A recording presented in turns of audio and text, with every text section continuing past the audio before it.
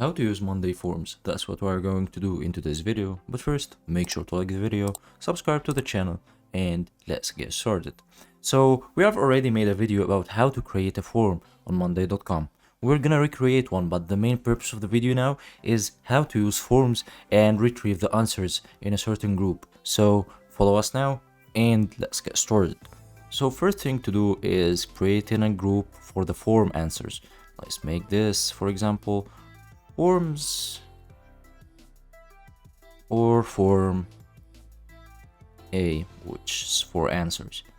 And let's go to the form we already created, or we're gonna create another form. If you want to make it, click on add view, click on form, and as you can see, you can edit it already. This is just a quick guide. If you want a more detailed guide, go to our previous video. So for here, here's the text question Q1, and here is the answer, which is gonna be written here. You can choose if you want it to be required or not. As you can see, here's the red star. Here is the multiple choice question, multiple choice, and date answer. And this is a number answer.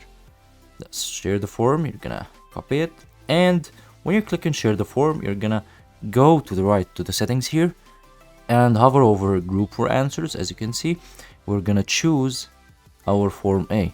So after the form user submits the form and type all the answers are gonna go and be retrieved in group for answers, which is now form A. That's how to use a form on monday.com. Hope you guys enjoyed the video. Don't forget to subscribe to our channel, hit the like button, and don't forget to write down below in the comments any suggestion or question that you have, and have a nice day.